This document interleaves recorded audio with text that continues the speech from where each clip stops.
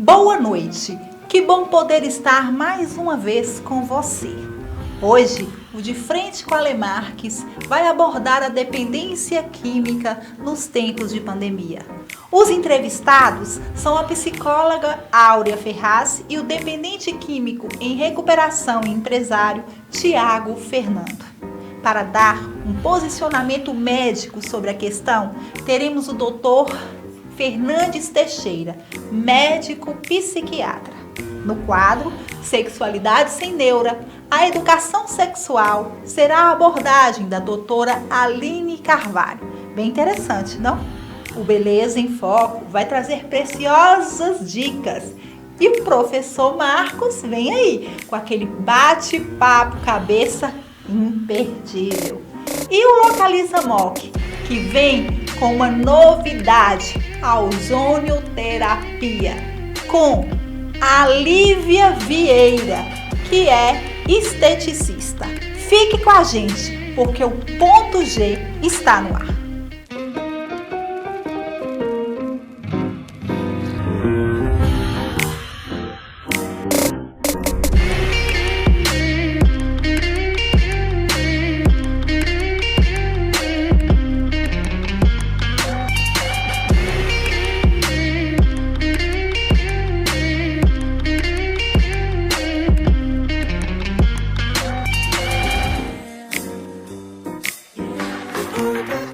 Boa noite, estamos aqui com mais um ponto G.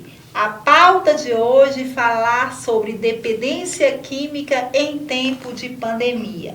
Hoje o ponto G está imperdível e o De Frente com a Ale Marques ainda mais.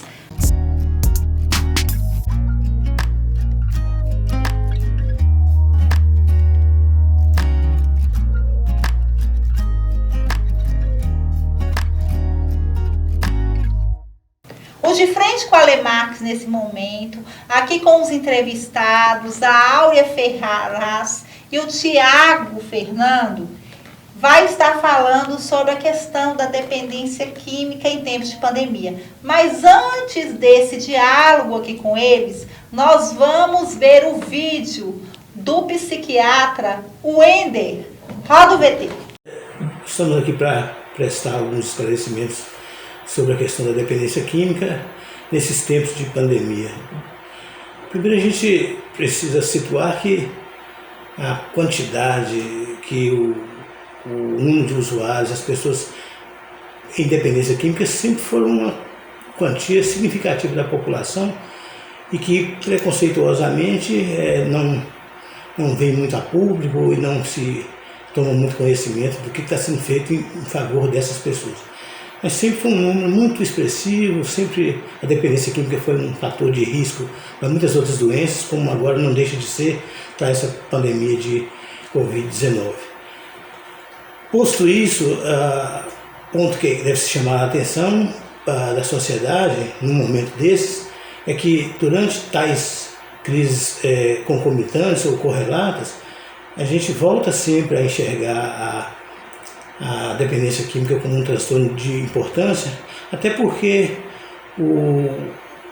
a queda do estado geral, a queda da imunidade que normalmente acomete essas pessoas, o tipo de vida de risco que elas estão, muitas delas até em situação de rua, tudo isso vem agravar o estado de reação, a reatividade delas, o estado de imunológico, onde elas possam reagir às infecções em gerais e também às viroses, que são praticamente muito dependentes dessa imunidade. Ressaltamos que os cuidados que a gente tem que ter para essas comorbidades, essa comorbidade de dependência química e pandemia e coronavirose, né? São situações em que o risco, tanto para a própria pessoa como para a sociedade, é maior, até porque são condutas de risco que são adotadas pelos dependentes químicos, são condutas de agrupamentos sociais em reduzidos guetos e sofrendo fortes repressões e preconceitos sociais, agravando muito a transmissibilidade, agravando muito a possibilidade de recuperação das pessoas e trazendo uma série de incômodos que para a ordem pública, para a saúde pública, acabam agravando muito a ocorrência de complicações dessas condições somadas.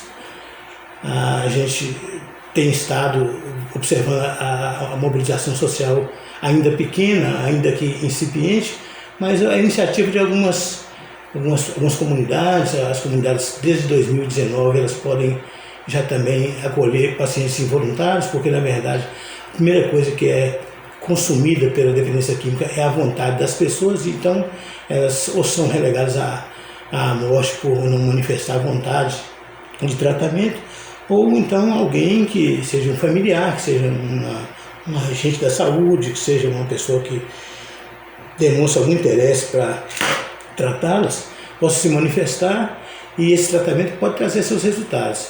A gente tem aqui algumas comunidades, algumas clínicas terapêuticas que desde 2019 vêm assumindo a vanguarda, vêm assumindo o lugar principal do acolhimento e do tratamento dessas pessoas, porque não se trata apenas da redução de danos, não se trata apenas de tirar a pessoa ali de uma quantidade de drogas X e baixar para menos tanto de X, se trata de se impor a abstinência, de ver como é que a pessoa se vira com a abstinência, para saber como é que ela vai estar no período que ela estiver na integração social, na volta para conviver em sociedade. Então a gente insiste nesse ponto que, de forma preconceituosa, essas pandemias são conjuntas, elas sempre aconteceram, principalmente a da dependência química, que vem já trazendo situações extremamente complicadas no mundo, tipo as cracolândias e tipo os locais onde as pessoas se dirigem para poder buscar e fazer uso dessas drogas, expondo-se a todos os padrões de risco em relação à sua saúde e em relação à saúde das pessoas com quem convive. E a gente coloca que, a despeito de toda essa questão da paralisia, da inércia governamental, da inércia do Estado para com a redução, para com a abordagem dessas pessoas, existem iniciativas que são iniciativas bem-sucedidas, que na verdade não deixam o dependente químico abandonado ao absoluto descaso da sociedade. E a ajuda então é procurada nessas vias aí das comunidades terapêuticas, das clínicas terapêuticas e na via dos serviços de atenção ambulatoriais, que normalmente não estão bem integrados a uma rede de assistência, mas que podem fazer alguns encaminhamentos.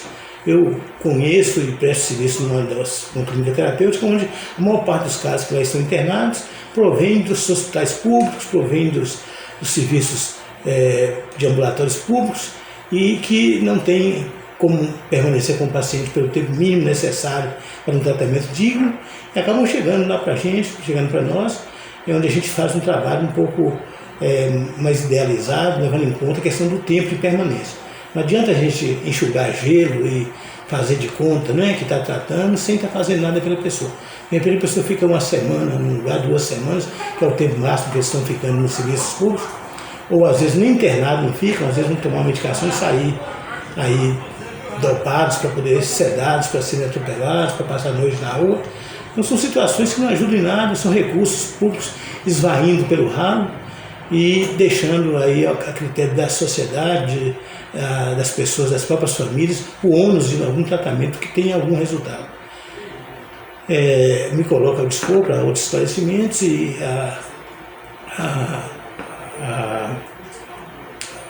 ofertando, né, os serviços que normalmente são colocados aí para fazer essas triagens, tudo tem que ser tudo muito critério, né, tudo muito criterioso, e lembrar que a segregação social é o elemento mais sério em relação a isso. A doença, a dependência química, tanto quanto a pandemia, são doenças que merecem todo o cuidado social, merecem todos os tratamentos necessários e que são disponíveis para agir em tais situações. Voltando ao De Frente com a Alessandra Marques, vamos conversar com a Áurea, com o Fernando e falar sobre essa questão. Tempos de pandemia, aumentou o número de internos dentro da casa de recuperação. Se é que eu posso dizer assim, estou certa, Áurea? Normalmente a gente costuma falar instituição de acolhimento, né? Instituição de recuperação. Então fica uma forma até mais acolhedora, né? Fica, porque a gente trabalha humana, justamente com isso, com o trabalho humanizado, fica mais acolhedor, aconchegante.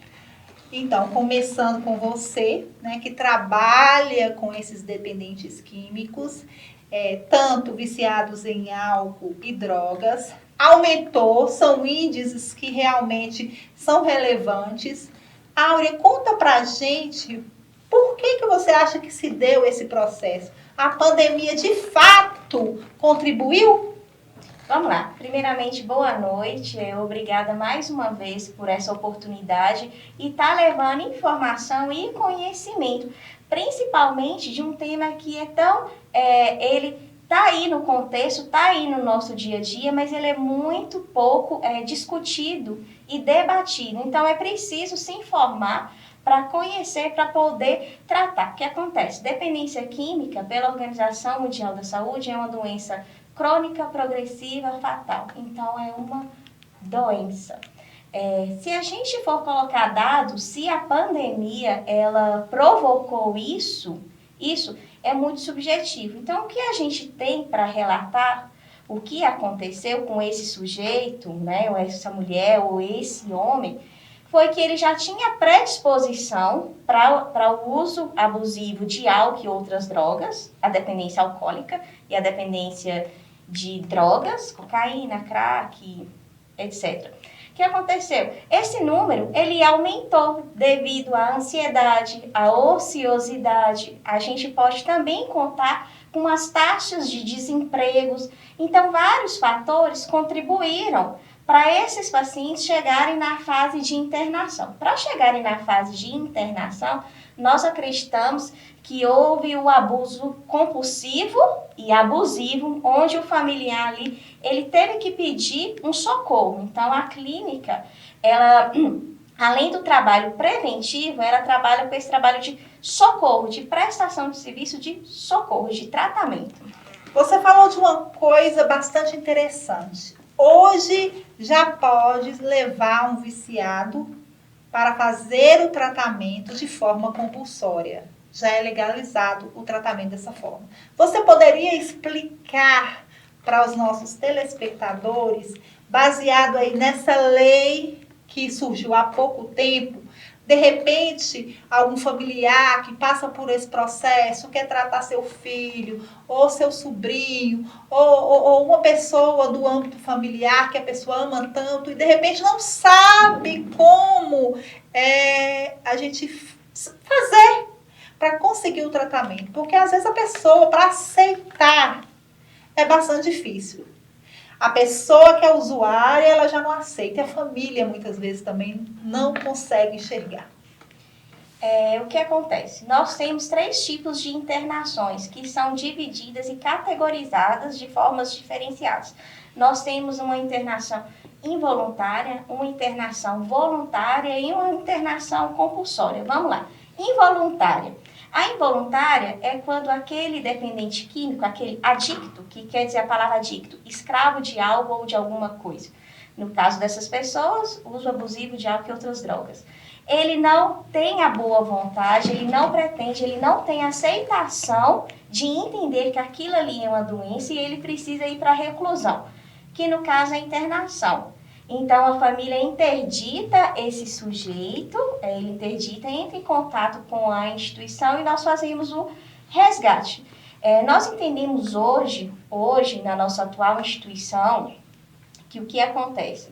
É uma forma legal, já é legalizada, já tem uma lei orgânica que permite essa internação compulsória. Vamos lá para a compulsória? A compulsória, quando ela tem meios de vínculos judiciais, quando ele é interditado de forma judicial. Não quer também, na mesma perspectiva da involuntária, segue a mesma perspectiva da involuntária, quando ele não se aceita e não se reconhece como uma doença, então é feita essa interdição.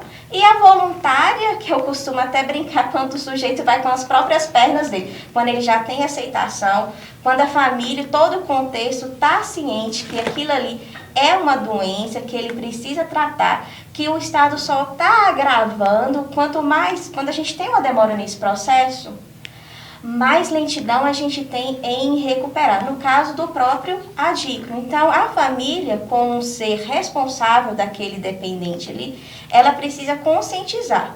Porque, como é uma doença crônica, progressiva, fatal, leva à morte, muitas vezes o sujeito está colocando em risco iminente o dele, da vida dele e do próprio familiar. Então, as internações, principalmente involuntária e compulsória, ela salva vidas. Nós precisamos, enquanto sociedade, entender que a internação involuntária, porque a gente tem muito estigma, que internação involuntária tem muitas questões de maus tratos. Não, gente, vamos quebrar esse paradigma hoje. Hoje mesmo, na nossa instituição, a gente tem um trabalho humanizado, a gente tem equipe multidisciplinar completa, nós temos acompanhamento psiquiátrico, enfermaria, enfermeiras 24 horas, psicologia, justamente para amparar esse sujeito aí. Uma harmonização do tratamento. Justamente, exatamente, para amparar esse sujeito aí em todos os âmbitos, por todos os âmbitos da vida dele. Para falar sobre esse assunto, nada menos do que trazer uma pessoa que viveu de fato esse contexto, né? Posso dizer que você chegou ao fim do poço, Tiago, e foi tirado, posso dizer assim? Sim, sim. Tiago é um ex-dependente químico em recuperação, não é isso, Tiago? Sim. Conta pra gente aí sua história. Olá, boa noite a todos, boa noite, Alessandra. É um prazer imenso estar aqui com vocês e é muito gratificante hoje poder estar falando um pouquinho da minha história. Tenho certeza que vai alcançar as famílias que mais precisam, as pessoas que estão precisando de um tratamento ou atendimentos. Hoje é muito gratificante, agradeço a minha família, que não desistiram de mim, que escolheram o tratamento, como a Aurea falou, na internação involuntária.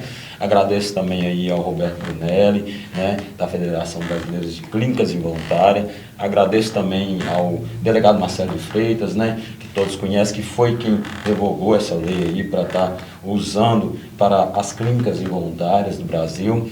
E o Roberto vai estar com a gente em Montes Claros, Minas Gerais, e contando a minha história um pouquinho. Sou um ex-dependente químico, um dependente químico de recuperação, que fui tratado por uma clínica involuntária, ao qual me decidi trabalhar com isso também. O fundo do poço é onde a gente parou de cavar, onde a gente chegou. O meu fundo do poço é muito difícil, porque eu fui morar na rua, foi muito difícil para mim. Mas a minha família, o mais importante é a família, onde a Aurea apontou que a família não desistir do acolhido, do paciente, do sujeito que esteja na qual eu estava. Passei por uma internação, onde eu entendi que era uma doença. A todo momento eu falava para minha família que eu não precisava. E isso aí, todos vão falar isso. A gente costuma brincar que o dependente químico, nós só mudamos idade, CPF e identidade. Somos todos iguais. A compulsão é uma só e a doença ela é progressiva, incurável e difícil fatais. Se a família não decidir pelo sujeito, pelo paciente, pelo acolhido, nós não vamos conseguir. Meu pai falava assim, você não quer ajuda? Eu falava, não vou sair sozinho. E não consegue sair sozinho. Então, realmente, a família é fundamental para ter um resultado positivo. E esse tratamento, ele ajuda a disciplinar, a gente pode se dizer que ajuda a disciplinar o paciente ou a organizar a vida do paciente. Sim, hoje a gente trabalha com plano terapêutico, né? Totalmente inovador, porque a gente entende também que cada paciente é uma clínica, não o tratamento que serviu para mim não quer dizer que vai servir para o próximo.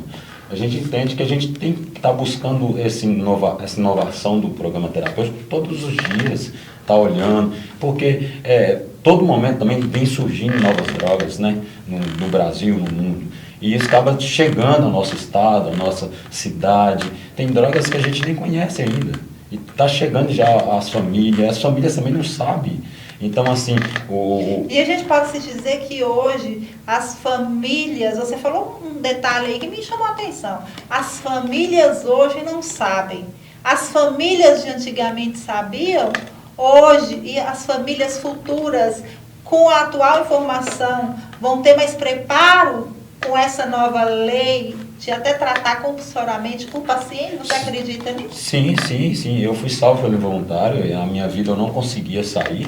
Eu já usei chorando, que eu não conseguia pedir ajuda, meu pai me oferecendo ajuda. Eu só conseguia ajuda até que ligasse para a equipe correta de remoção, equipe especializada. A família tem que tomar muito cuidado com isso também. Mas você lembra do momento em que você foram te buscar no local, sua família pediu ajuda e foram te buscar na casa dos seus familiares? Sim, foi. E esse momento, na sua mente, é bem nítido? Ou como que é esse sentimento, esse momento para você hoje, quando vem na sua recordação? Num determinado momento é que a gente cria uma raiva, euforia, uma angústia. Mas hoje eu pergunto por que o meu familiar não fez antes comigo. Né? Porque assim, a decisão para eles foi tão dolorida quanto para mim. Porque né? para você, que já passou por essa situação e que continua, né? Porque o termo, como vocês mesmos disseram, o termo é ex-dependente químico em recuperação. Sim. Você está o tempo todo... É dependente químico em recuperação porque não tem ex. Todos os dias é uma luta diária. Isso é super né? interessante. É uma luta diária. É o só por hoje. Né? O Casagrande fala, ele volta, ele fala que ele precisa muito da ajuda de quem está do lado dele, quem as pessoas convivem com ele. Eu posso sentar, eu posso ter um convívio social? Sim.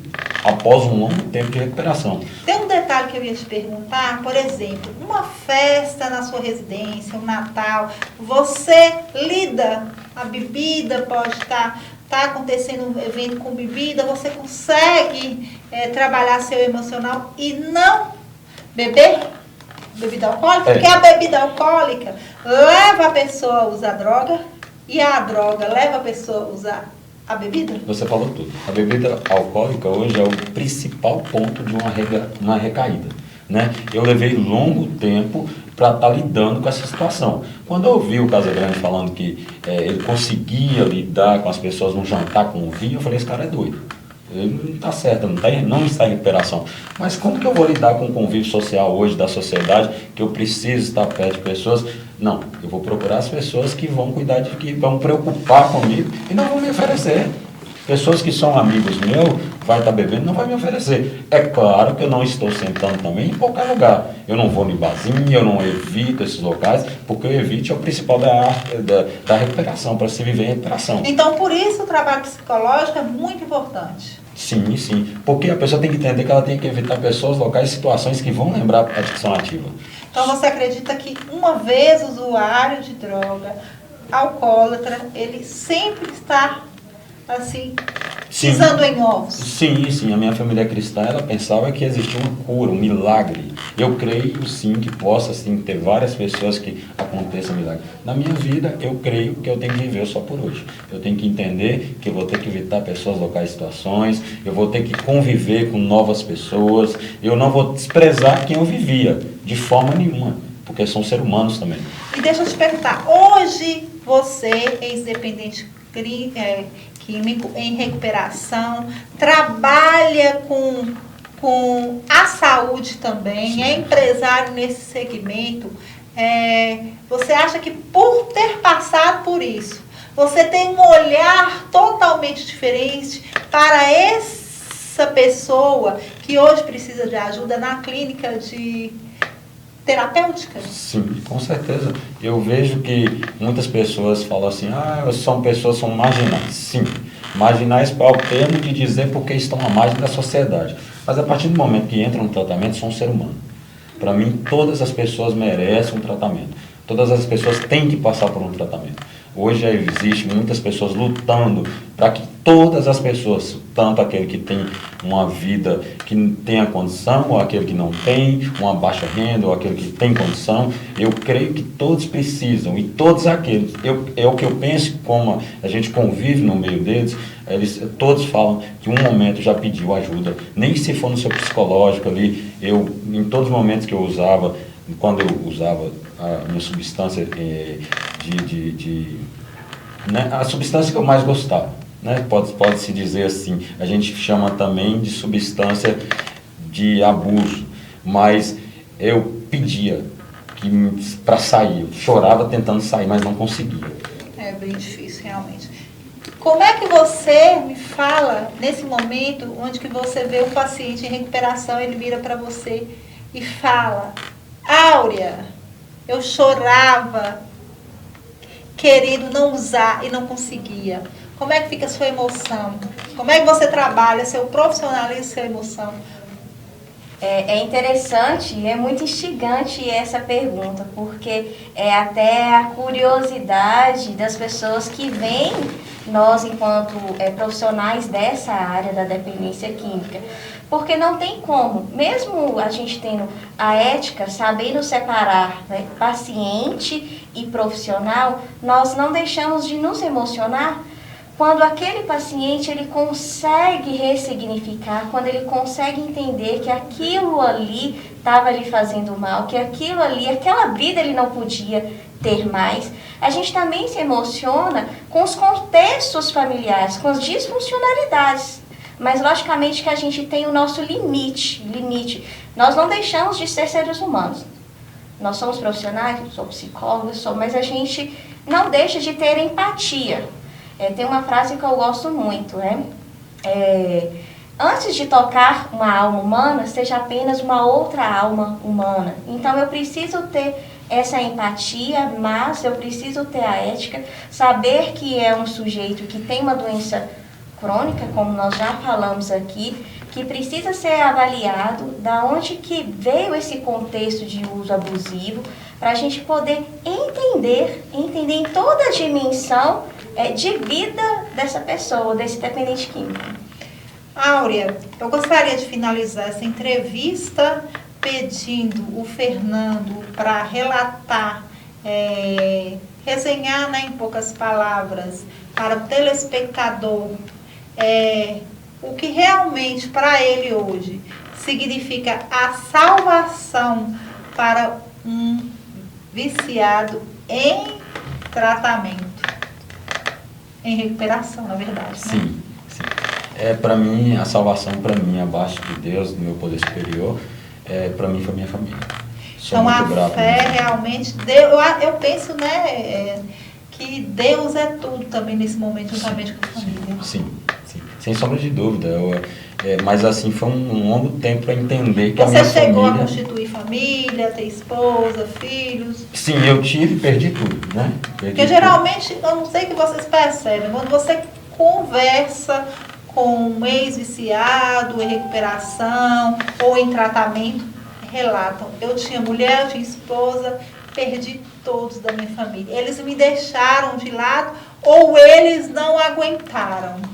Sim. E o sentimento é um pouco de dor, né? Sim, com certeza. E a programação pede para que a gente, depois de 1 ano, pense nisso, em reconstituir família. Eu estava até observando sua mão para ver se tinha alguma aliança. Não.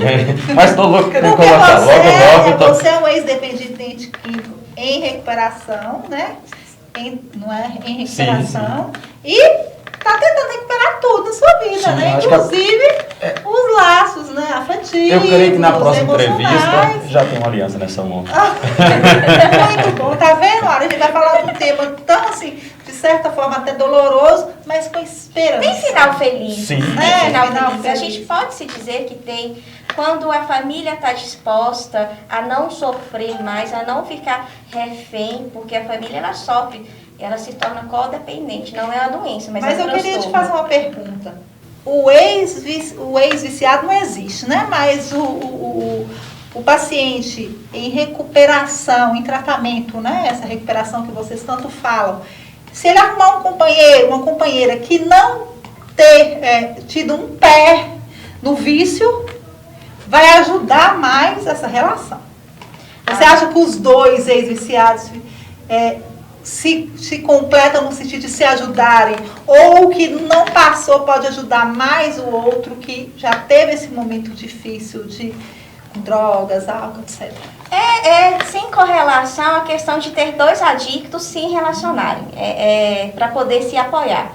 Quando o outro parceiro ele está disposto a entender a adicção do outro, a doença do outro, ele está buscando ajuda, primeiramente para ele, porque o primeiro amor da minha vida sou eu, depois é o outro. Eu não consigo ajudar pessoas doentes, eu estando doente. Mas você ajuda aquele que você não está conseguindo ficar em pé?